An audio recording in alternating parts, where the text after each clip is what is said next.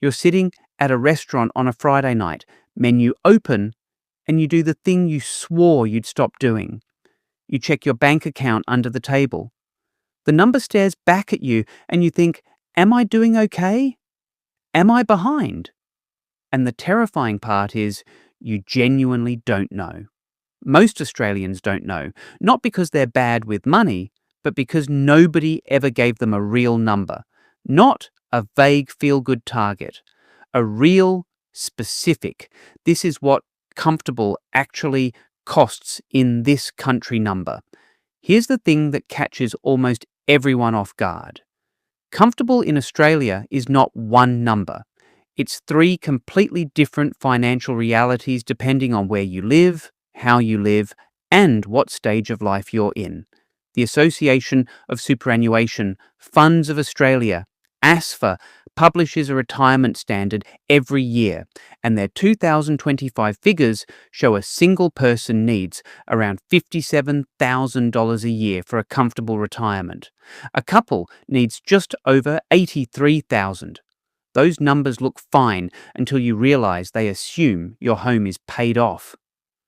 Most Australians hitting retirement age still have a mortgage, so that $57,000 is already fiction for a significant chunk of the population. But let's not start at retirement. Let's start at right now. If you're in your 20s or 30s and renting in a major Australian city, comfortable is somewhere between $70,000 and $90,000 a year after tax. That range isn't pulled from thin air. The ABS Consumer Price Index data for 2025 puts the average annual household expenditure for a single person in Sydney at just under $63,000. That's average, not comfortable. Average includes people living extremely lean. Comfortable, meaning a decent rental, a functioning car, occasional dining out, a few weeks of annual leave, some savings, no constant anxiety. You're looking at $70,000 to $75,000 minimum in Sydney or Melbourne, and closer to $65,000 in Brisbane, Adelaide or Perth. Here's where most people get this wrong. They measure comfort by income. Comfort is actually measured by the gap between your income and your fixed obligations. Two people earning $90,000 a year look identical on paper. Put one in a one-bedroom apartment in Parramatta paying $2,200 a month in rent, and one in a paid-off house in Toowoomba with $300 a month in rates. And those two people are living in completely different financial universes.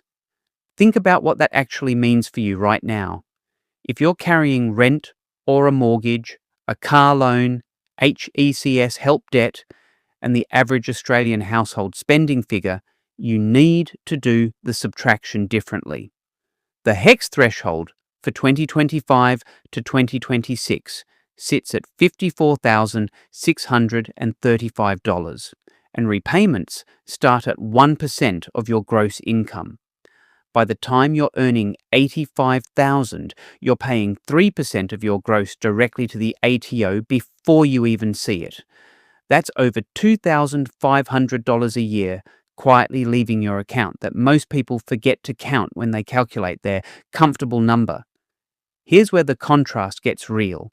Take two Australians, both 32 years old, both earning $92,000 a year, both living in Brisbane.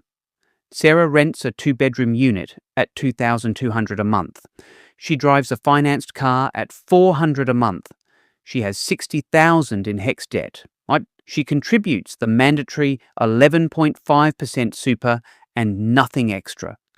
Jake bought a modest house in Ipswich 5 years ago with a two-bedroom, $420,000 mortgage at a rate now sitting at 6.1%. His repayments are around $2,300 a month. No car loan.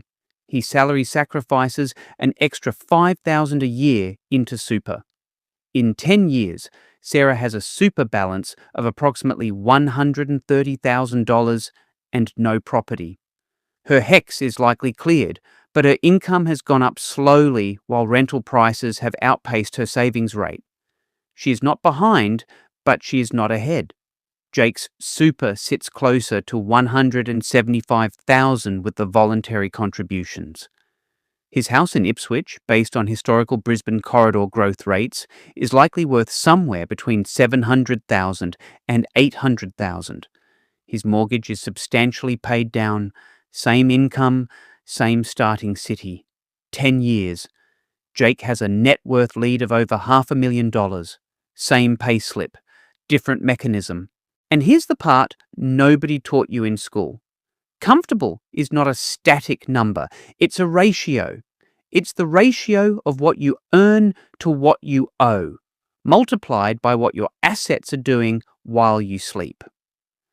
So what does this mean for the actual number you need right now? This is information, not personal advice, but here is how the mechanism works.